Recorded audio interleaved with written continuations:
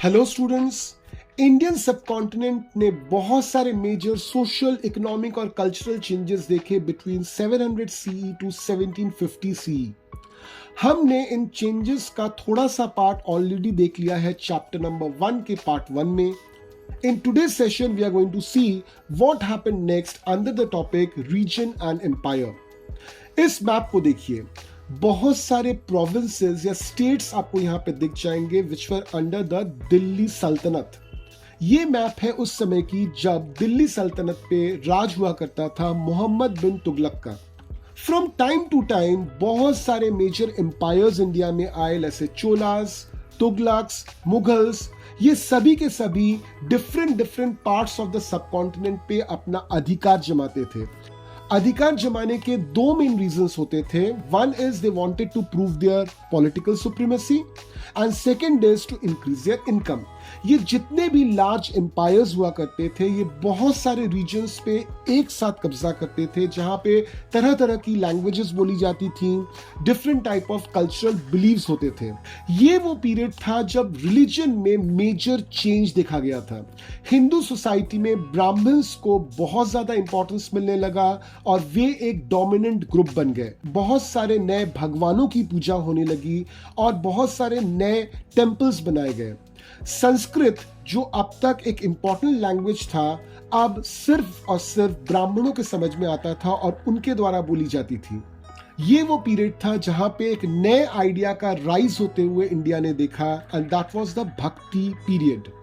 भक्ति का मीनिंग है भगवान से प्यार करना, उसको अपने पास रखना, उसकी पूजा विदाउट किसी प्रीस्ट से करवाना। इस समय इस्लाम भी इंट्रोड्यूस हो चुका था इंडियन सबकॉन्टिनेंट में। मर्चेंट्स और माइग्रेंट्स जो आते थे, इन्होंने इस्लाम को इंट्रोड्यूस किया इंडिया में, और ये रिलीजन जो है वो सडनली बहुत ज्यादा पॉपुलैरिटी गेन कर गई। इस्लाम से रिलेटेड बहुत सारी आइडियोलॉजीज जैसे हनीफी, शैफी, ये सब इंडिया में बहुत ज्यादा पॉपुलर हो गए। ब्रिटिश हिस्टोरियंस ने इंडिया के पूरे हिस्ट्री को डिवाइड किया है 3 पार्ट्स में: Hindu period, Muslim period and the British period. ये डिवीजन पूरी तरह से based on the religion of the ruler था, मगर ये डिवीजन बिल्कुल ही गलत था, क्योंकि इस डिवीजन में इंडियन सबकॉन्टिनेंट की जो रिच डाइवर्सिटी थी उसको नजरअंदाज कर दिया गया था। इस डिवीजन ने कंप्लीटली नेग्लेक्ट कर दिया था the significant developments in the Indian society, culture and economy को, और उसका कंसंट्रेशन सिर्फ और सिर्फ रिलीजन पे था। इसलिए बाद में जाके हिस्टोरियंस ने इंडिया की हिस्ट्री को 3 पार्ट में दोबारा डिवाइड किया: ancient history of India, medieval history of India and modern history of India. Class 7 में आप जो पढ़ने वाले हो that is the medieval history of India. तो ये था चैप्टर नंबर 1 का पूरा कंटेंट। आई होप कि आपको ये चैप्टर अच्छी तरह से समझ में आ गया होगा। चले आते हैं पेज नंबर 14 पर और इस चैप्टर के एक्सरसाइजेस सॉल्व कर लेते हैं। Question number 1 is who was considered as foreigner in the past? तो foreigner किनको बोलते थे?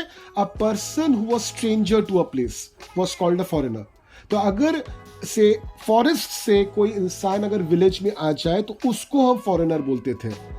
क्वेश्चन नंबर 2 इज आपको ट्रू फॉल्स बताना है। 2 का ए है, we do not find inscriptions for the period after 700। It is absolutely false. 700 से लेकर 1750 तक पेपर का यूज बहुत ज्यादा होता था, मगर इंस्क्रिप्शंस भी मिलते थे। क्वेश्चन नंबर 2 का B, Marathas asserted their political importance during this period. This is absolutely true. 2 का C, forest dwellers were sometimes pushed out of their lands with the spread of agricultural settlements. ये बिल्कुल true है। 2 का D, Sultan Ghiyasuddin Balban controlled Assam, Manipur and Kashmir. This is absolutely wrong. उनका जो control था ये Assam, Manipur and Kashmir तक नहीं पहुंचा था। It was mainly in northern India और ईस्टर्न इंडिया में, maximum up to Bengal. Question number 3 is fill in the blanks. 3 के ए में आ जाते हैं। Archives are places where dash are kept. तो आर्काइव्स में क्या रखा जाता है? मैन्युस्क्रिप्ट्स। नेक्स्ट इज 3 का B, dash was a 14th century chronicler. So who was him? It is Ziauddin Barani.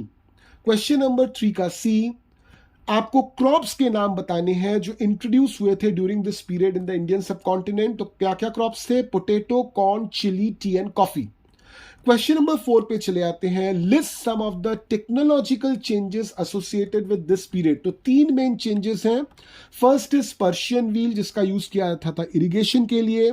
Second is spinning wheel, जिसका यूज किया जाता था वीविंग के लिए। And third was fire arms, जिसका यूज किया जाता था फॉर कॉम्बैट। कॉम्बैट मतलब मारपीट के लिए।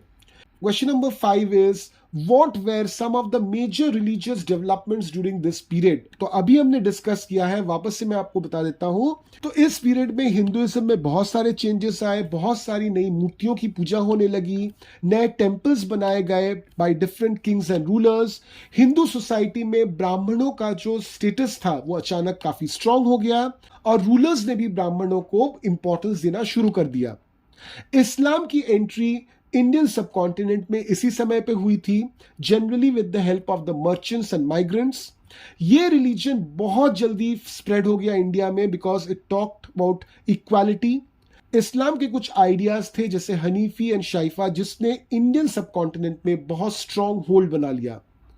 Question number 6 is, in what ways has the meaning of the term Hindustan changed over centuries? इसके बारे में हमने डिटेल में बात किया है पार्ट 1 के वीडियो में, उसको अच्छी तरह से देख लीजिए, आपको इस क्वेश्चन का आंसर प्रॉपर समझ में आ जाएगा। Question number 7, how were affairs of जातीज regulated? तो जातीज ने अपने खुद के रूल्स बनाए थे और उन रूल्स को लागू करने के लिए दे हैव आल्सो फॉर्म जाति panchayat. So people who belong to a particular जाति, अभी वो 2 तरह के रूल्स फॉलो करते थे। वन इज देयर जाति rule and another is the rule of the village. Question number 8 पे आ जाते हैं। What does the term pan regional empire mean? तो पैन रीजनल का मतलब होता है एक ऐसा एम्पायर जो डाइवर्स रीजन्स में, जहां पे अलग अलग मे बी लैंग्वेज है, ज्योग्राफी है, कल्चर है, ऐसे अलग अलग डाइवर्स रीजन तक फैला हुआ है, उनको हम लोग बोलते थे pan regional empires. Example is Chola empire. Cholas की जो एम्पायर थी that was a pan regional empire. इनका रूल जो था that was on Tamil Nadu, Andhra Pradesh, Telangana and Kerala. ये एरिया अगर आप देखोगे तो यहां पे डाइवर्स ज्योग्राफी आपको मिलेगी और ह्यूज कल्चरल डिफरेंसेस मिलेंगे। तो इस पूरे एरिया में चोल्स की डायनेस्टी थी, चोल्स का एम्पायर था, तो इसलिए इनको हम बोलते हैं pan regional empire. Question number 9 is what are the difficulties historians face using manuscript? तो बहुत सारी डिफिकल्टीज हैं। फर्स्ट इज बहुत सारे ऐसे मैन्युस्क्रिप्ट्स हैं जो पार्शियली डिस्ट्रॉय हो चुके हैं, may be due to human और नेचुरल कॉजेस। तो इससे क्या होता है कि continuity of understanding the history break हो जाती है। नंबर 2 इज बहुत सारे मैन्युस्क्रिप्ट्स हैं जिनको प्रॉपरली कंजर्व नहीं किया गया है, तो इनको पढ़ पाना बहुत मुश्किल है। नंबर 3 इज लैंग्वेज का एक मेजर प्रॉब्लम रह जाता है because the language that was used then and the language which we use today, उसमें बहुत ज्यादा अंतर है। कभी कभार तो ऐसे होता है कि जिस लैंग्वेज का यूज उन दिनों होता था उस लैंग्वेज को आज हम यूज ही नहीं करते, और कभी कभार ऐसा होता है कि उस लैंग्वेज में इतना चेंज आ चुका है आज की तारीख में कि पुराने वर्जन ऑफ उस लैंग्वेज को समझने में बहुत मुश्किल होती है। द नेक्स्ट इज इन बहुत सारे केसेस में मैन्युस्क्रिप्ट्स आर हैंड रिटन। तो हैंड रिटन होने की वजह से कभी कभार हैंड राइटिंग समझ में नहीं आती है, तो कभी कभार मे बी जो लिखावट है वो हल्की हो जाती है, तो इससे एक बहुत बड़ा मुश्किल होता है। Next is the major issue is context. इन मैन्युस्क्रिप्ट्स में जो बातें लिखी हुई हैं उसको आप डायरेक्टली अगर पढ़ोगे तो आप उसका एक्चुअल मीनिंग नहीं निकाल पाओगे, क्योंकि ये मैन्युस्क्रिप्ट्स जो है उस समय के कॉन्टेक्स्ट पे आधारित है, आज के कॉन्टेक्स्ट में नहीं। तो आपको समझने के लिए इन मैन्युस्क्रिप्ट्स को उस समय के कॉन्टेक्स्ट को भी समझना पड़ेगा, which is a bit tough. Question number 10 is, how do historians divide the past into periods?